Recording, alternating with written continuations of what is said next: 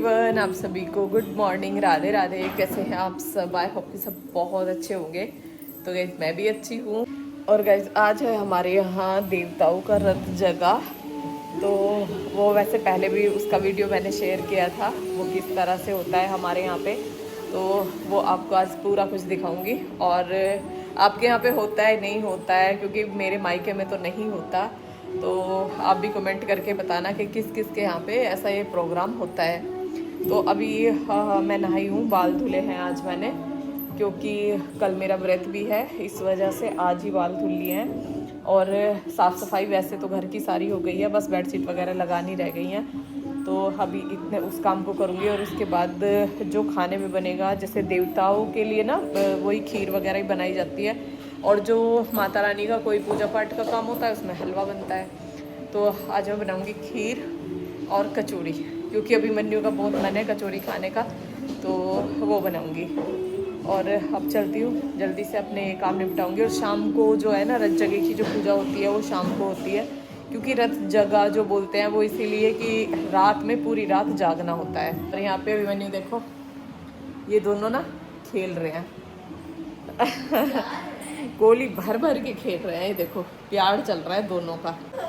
और अभी बस करूँगी अपना बाकी का काम किचन का।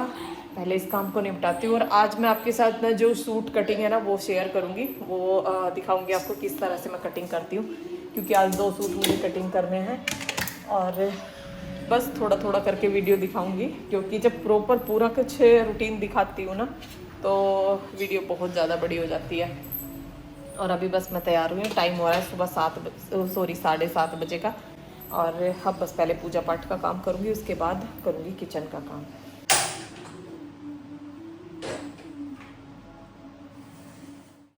तो गाइज़ मैंने यहाँ पे कचौड़ी के लिए आलू बॉईल होने के लिए रख दिया है। और जो दही रात में जमाई थी ना, इसमें से ऊपर उतार के ऊपर की जो मलाई होती है ना उसको उतार के फ्रिज में रख दूँगी, क्योंकि आज मुझे मट्ठा तैयार नहीं करना है और दही ही रखूँगी, क्योंकि कचौड़ी दही से भी खा सकते हैं। तो यहाँ पे वो सब करके और अब मैं अपना बेडशीट वगैरह लगाऊंगी। और सारे काम ना जल्दी निपटाने की मुझे आदत है कि सुबह सुबह सारे काम बस जल्दी से ख़त्म हो जाए, उसके बाद हम एक्स्ट्रा कुछ भी काम कर सकते हैं। तो अभी टाइम, जैसे आप बोलते हैं ना दीदी टाइम भी वीडियो में बताया करिए, तो 7:30 पौने 8 बजे का टाइम हुआ है। और साफ़ सफाई का सारा काम जो झाड़ू पोछे का है ना वो सब ख़त्म हो चुका है। नहा भी ली हूँ, बाल धुल लिए हैं। और यहाँ पे मैंने कान्हा जी उठा दिया है और अब उनको दे दिया है यहाँ पे मैंने पानी। और अब पूजा करके और उसके बाद जो मेरा नाम जप करने का जो एक रूटीन मैंने बनाया है कि 24 घंटे में से ज़्यादा भी नहीं तो 24 मिनट तो हम निकाल ही सकते हैं भगवान के लिए, तो वो नाम जप करूँगी।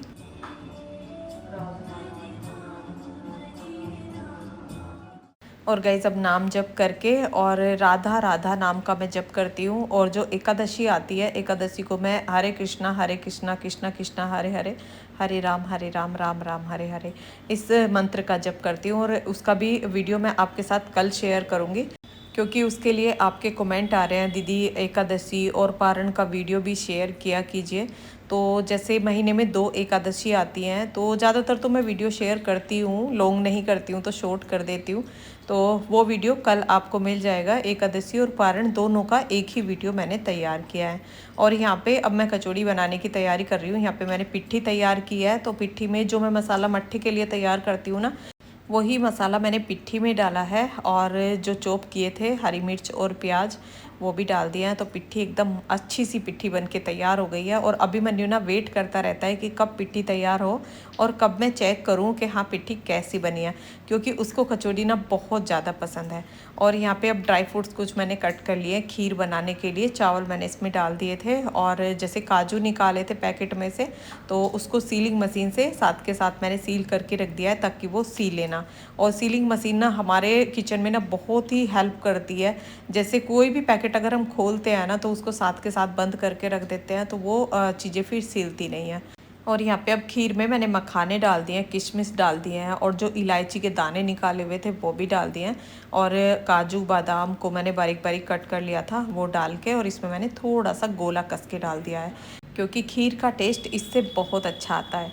और खीर पतिदेव को बहुत ज़्यादा पसंद है। उनको बस जब खीर बनती है ना तो ये वेट रहता है कि कब खीर बन के तैयार हो और कब मैं खाऊं, क्योंकि वो मीठे के ना बहुत ज़्यादा शौकीन है, उन्हें मीठा बहुत ज़्यादा पसंद है।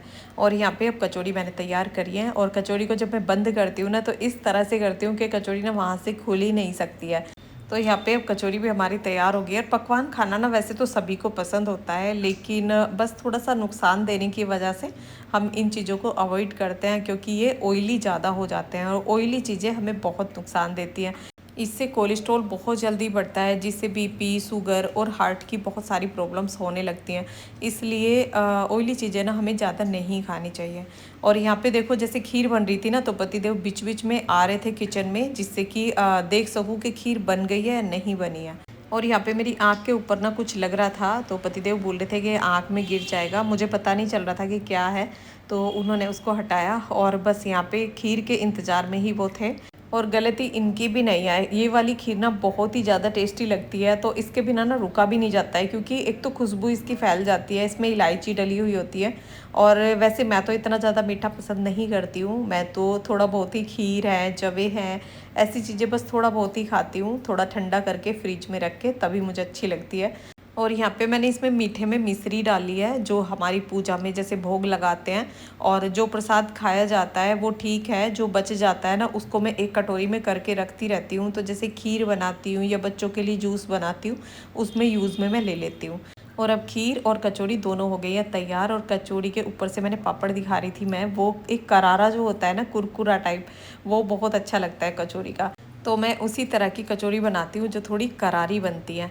और पहले मैंने देवताओं के नाम की खीर निकाल दी थी और भगवान को भोग लगा दिया था। और आज मैंने ये रेड कलर की नेल पेंट लगाई है, पहले भी रेड ही लगी हुई थी, लेकिन वो बीच बीच में से ना छूट रही थी। और जब ये थोड़ी थोड़ी छूट जाती है ना, जब बहुत गंदी लगती है, तो नेल पेंट या तो अच्छी तरह से लगी हुई होनी चाहिए या फिर लगी हुई नहीं होनी चाहिए। तो गाइज़ यहाँ पे अब शाम का टाइम हो गया है, और हम मैं और सासू माँ चलती हैं धूप लेने, जो देवताओं की पूजा होती है।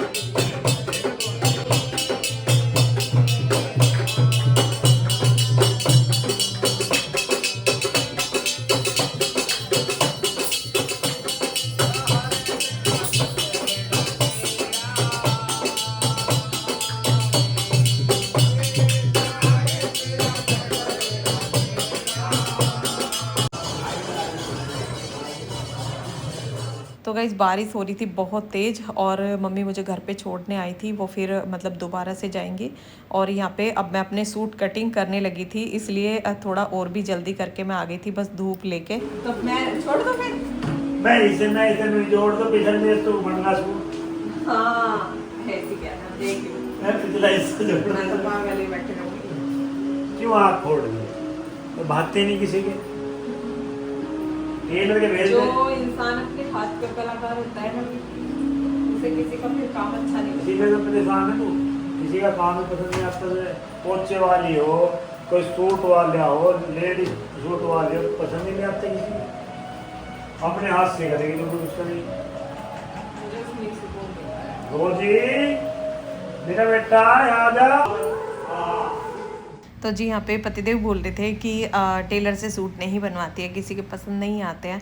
तो जो लोग अपने हाथ से सूट सिलते हैं ना, उनको किसी के भी सूट बने हुए पसंद आएंगे ही नहीं। और जब भी कभी मैं टेलर से सूट बनवा लेती हूँ, तो कई कई बार सूट ना वापस जाते हैं, यहाँ से ऐसा हो गया, यहाँ से ऐसा हो गया, क्योंकि उसमें ना फिर कमियाँ ही निकलती हैं। तो उससे अच्छा है कि सूट मैं खुद ही बना लूँ। तो इसलिए अपने सारे सूट ना मैं खुद ही बनाती हूँ। जो रेडीमेड आते हैं बस वही ऐसे रहते हैं जो मैंने नहीं बनाए होते हैं। नहीं तो कितना भी महंगा सूट हो, और जितना महंगा सूट होता है ना, उसको तो और भी मैं खुद ही बनाने की कोशिश करती हूँ, क्योंकि उसको बिगड़ने का ना मुझे बहुत डर रहता है कि बाहर टेलर से बनवाऊँगी, पता नहीं कैसा बनाएगा। तो यहाँ पे अब मैंने नाप के लिए ही सूट लिया है। जो आपका परफेक्ट नाप हो, जो सबसे अच्छा सिला हुआ हो, उसका ही नाप आप लें। तो पहले मैंने सूट की लंबाई नाप ली है। लंबाई रखी है मैंने 49 इंच, जितना ये है लंबा उतना ही रखा है। और जो नाप वाला सूट है उसको फिर मैंने नीचे से नापा है कि वो नीचे से उसकी चौड़ाई जो है वो कितनी है। तो तैयार चौड़ाई मैं 20 इंची रखती हूँ। तो यहाँ पे मैंने 23 इंची पे निशान लगाया है, यानी कि 11.5 इंच पे, क्योंकि इसको मैंने फोल्ड करके बिछाया हुआ है। और यहाँ पे ऊपर जो कंधों का नाप है वो मैंने 7 इंच रखा है। आपको इंच टेप में दिखाई नहीं दे रहा होगा क्योंकि मेरा इंच टेप काफ़ी पुराना हो रहा है। और फिर ये कंधों का नीचे जो मुड्ढों का नाप है वो मैंने लिया है, वो भी 7 इंच, और उसमें गोलाई दे दी है।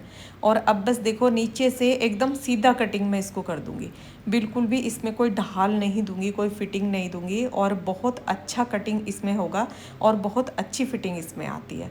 तो गाइज़ ये आसान तरीका होता है सूट को कटिंग करने का। तो नीचे से जितना मुझे कटिंग करना था, जहाँ तक मेरा हाथ गया वहाँ तक मैंने कटिंग कर लिया, और अब मैं दूसरी साइड से ऊपर की साइड से कटिंग कर रही हूँ। तो 7 ही इंच मैंने ऊपर से रखा है, 7 ही इंच इसमें यहाँ पे गहराई तक रखा है। तो अब इसको बिल्कुल सीधा उसी कटिंग से मिला दूँगी। और ये कंधों का और मुड्ढों का नाप जो होता है ना, ये आप अपने फिटिंग के हिसाब से ही लें, क्योंकि मेरी जो फिटिंग है वो इतना ही है, तो मैं अपने ही अकॉर्डिंग लेती हूँ। और इसमें गले का कोई कटिंग अभी कुछ भी नहीं करना है, वो बाद में ही होगा जब हम बुकरम पे कटिंग करेंगे। और ये ले लिया है मैंने पीछे का हिस्सा। तो पीछे का हिस्सा पहले मैंने हटा के अलग कर लिया था, ये सिला हुआ ही आता है ज़्यादातर। तो अब मैं इसमें से कपड़ा निकालूंगी बाजू के लिए। और कुछ बाजू में आपने देखा होगा जोड़ रहता है, तो वो इसलिए रहता है क्योंकि आगे के पार्ट की और पीछे के पार्ट की वो एक साथ कटिंग कर देते हैं। और एक साथ अगर हम आगे पीछे की कटिंग करते हैं, जैसे सूट पे कोई डिजाइन बना हुआ है आगे की साइड, तो वो बीचों बीच ही होता है, और बीच से ही फिर पीछे का पार्ट भी बीच से ही कटिंग होता है, तो इसलिए उसमें से कपड़ा नहीं निकलता है। तो पीछे का पार्ट अगर हम अलग कर लेते हैं तो हम कपड़े को उतना ही फोल्ड करेंगे जितना हमारा आगे का पार्ट कटिंग हुआ है। तो उसको इस पे रख के और बस सिंपल सा कटिंग कर देंगे, तो ये साइड का जो कपड़ा है ये एक्स्ट्रा हमारा बच जाएगा। तो बाजू में कोई जोड़ नहीं आएगा और बाजू हमारी अच्छे से निकल जाएंगी। और अगर कपड़े पे कोई डिज़ाइन नहीं है तो उसमें तो काफ़ी सारा कपड़ा बच जाता है, और यही फ़ायदा टेलर को भी होता है कि वो हमारे सूट में से ना बहुत सारा कपड़ा बचा भी लेते हैं, उसका कुछ भी बना लेते हैं। और वो काम हम खुद भी कर सकते हैं, जैसे हमारे कपड़े बचते हैं इनसे हम कुछ भी बना सकते हैं। तो अपने आप अपने कपड़े सिलने का ना बहुत फ़ायदा होता है, जो टेलर को पैसे जाते हैं वो भी बचते हैं और हमारे कपड़े में से कपड़ा भी बचता है। इस बचे हुए कपड़े से मैं कान्हा जी की ड्रेस तैयार कर देती हूँ, मुकुट है, और भी बहुत सारे काम में कपड़ा आ जाता है। और अब यहाँ पे ये पीछे का हिस्सा भी मैंने डबल फोल्ड करके अच्छे से बिछा लिया है, और इस पे जो आगे वाला हिस्सा था ना वो रख के और सही से नाप करके तब इसको मैंने बिछाया है। और यहाँ पे अब इसको रख के इससे ही इसको कटिंग कर दूँगी, क्योंकि इसमें हमारी आगे की पीछे की कटिंग तो सेम होती है, बस आगे के गले का डिज़ाइन अलग होता है, पीछे का अलग होता है, और जो कंधे हैं इनका जो कटिंग है वो भी सेम ही होता है। बस बाद में इसमें थोड़ी गहराई दी जाती है जब हम सूट बनाते हैं। और इसको मैं बना के भी दिखाऊंगी कि कितने आसान तरीके से हम सूट बना सकते हैं। लगता है कि हाँ सूट बनाना बहुत मुश्किल है, लेकिन वो जब तक ही लगता है जब तक हम कोई काम करते नहीं हैं। और जब करेंगे अच्छे से, शुरू में नहीं होगा, एक दो बार नहीं होगा, लेकिन फिर ना सुधार आता चला जाता है। लेकिन अगर हम करेंगे ही नहीं तो हमें पता ही नहीं चलेगा कि ये होता कैसे है। और मुश्किल तभी लगता है जब करते नहीं हैं, जब करने लगते हैं बिल्कुल भी मुश्किल नहीं लगता है, फिर और आसान दिखने लगता है, फ़ायदा दिखने लगता है। तो यहाँ पे आगे पीछे की दोनों कटिंग मैंने कर ली हैं, और ये अब ऊपर के जो कंधे हैं ना इनमें हल्का सा ढाल देना होता है। ये 3 इंची का हमें देना होता है। आप इसमें नाप के भी दे सकते हैं, नहीं तो आइडिया से ही, मैं तो जैसे कटिंग करने की ना आदत हो रही है तो ऐसे ही आइडिया से ही इसको ढाल दे देती हूँ। तो आगे पीछे की दोनों की कटिंग हमारी हो गई है, इसको फोल्ड करके रख दूँगी। और अब करूँगी मैं बाजू की कटिंग। तो ये बाजू के लिए भी हमारा काफ़ी सारा कपड़ा बच गया है। इसमें फुल बाजू भी बना सकते हैं, हाफ भी बना सकते हैं, लेकिन मैं कोहनी से थोड़ा नीचे तक की बाजू बनाती हूँ, और उसी तरह की बाजू मुझे पसंद भी है और मुझे कंफर्टेबल भी लगता है। और आपने देखा होगा जितने भी रेडीमेड सूट होते हैं या घर पे मैं बनाती हूँ, सभी की जो बाजू होती है ना मेरी ज़्यादातर यहीं की होती है। और यहाँ पे अब देखो इसका नाप मैंने लिया है 19 इंची, और बाजू रखनी है मुझे 17 या 17.5 इंची में तैयार रखूँगी, क्योंकि इसको मैं चौड़ा फोल्ड करूँगी। जो चौड़ा मोड़ते हैं ना, जो बाजू आगे से जो मुड़ी हुई होती है उसको मैं थोड़ा सा चौड़ा फोल्ड करूँगी। तो बाजू की लंबाई रखी है 19 इंच, और चौड़ाई आप अपने हिसाब से रख सकते हैं। जैसे आपके सूट की जो बाजू का ऊपर वाला हिस्सा होता है जो कंधे वाला, उससे भी आप नाप के ले सकते हैं उससे, लेकिन 1-2 इंची फालतू हमें रखना होता है क्योंकि इसमें सिलाई लगानी होती है।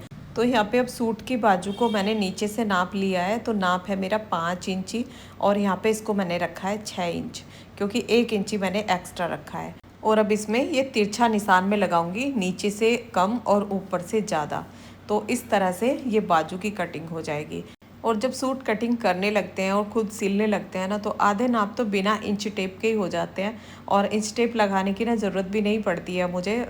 जो बाजू कटिंग करना होता है, बाजू में ढाल देना होता है, वो सब ना मैं ऐसे ही कर लेती हूँ, क्योंकि ये 3 इंची पे हमें ढाल देना होता है। ऊपर से नाप के 3 इंची और इस पर ये तिरछा जो मैंने कटिंग किया है ना, ये 3 इंची पे करना होता है। और यहाँ पे अब बाजू को आप देख सकते हैं खुद लगा के भी, जो आगे का हिस्सा आता है उसमें हम हल्का सा यहाँ पे ढाल देंगे।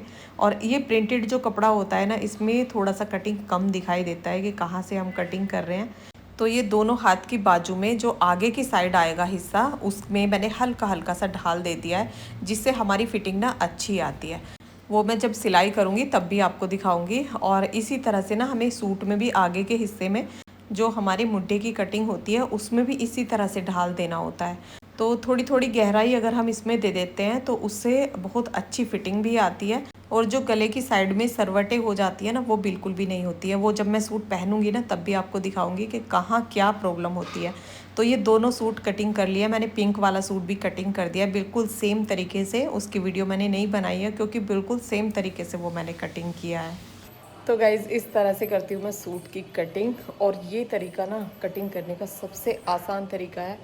बहुत आसानी से हम सूट की कटिंग कर सकते हैं, सिर्फ नीचे से नाप के, और आराम से कटिंग हो जाती है। और जो इसको सिलूँगी, स्टिचिंग करूँगी, तब भी आपको दिखाऊँगी कि किस तरह से मैं सूट तैयार करती हूँ। और अगर आपको सूट बनाना है तो बस नीचे से नापिए और ऊपर से कटिंग कर दीजिए। और बस ये साइड के जो मुड्ढे होते हैं इनको और यहाँ से नाप, बस ये ही ज़रूरी होता है। नहीं तो ज़्यादा कुछ सूट में ये नहीं है कि हाँ फिटिंग हमें पहले ही देनी है। पहले ही कटिंग में फ़िटिंग देने की कोई ज़रूरत नहीं है। जब हम सूट बनाएंगे तभी हम उसको फ़िटिंग लगा देंगे, क्योंकि जिस सूट की भी हमको फ़िटिंग करनी है, जिससे हमें नाप लेनी है, उस सूट को इसके ऊपर रखो और निशान लगाओ। और वो मैं सब दिखाऊंगी आपको, जब इसको सिलूँगी ना तो दिखाऊंगी किस तरह से मैंने बनाया है। और बाहर अभी ना बहुत ज़्यादा शोर हो रहा है, क्योंकि बहुत लोग इकट्ठे हो रखे हैं यहाँ पे पूजा में। और रोज़ी ना बार बार भौंक रही थी बाहर की आवाज़ सुन के। और वहाँ पे ना जो जहारवीर बाबा होते हैं ना, उनकी भी तस्वीर रखी हुई थी। और वैसे देवताओं का बताया जाता है। तो अभी चलो इस वीडियो को यहीं पे रोक लेते हैं। और वीडियो आपको कैसा लगा कमेंट करके बताना। वीडियो पसंद आया हो तो वीडियो को लाइक करना। चैनल पर जो नए हैं, पहली बार मेरा वीडियो देख रहे हैं, तो प्लीज़ मेरे चैनल को सब्सक्राइब करना। मिलते हैं फिर एक नए ब्लॉग के साथ, तब तक के लिए राधे राधे, गुड नाइट।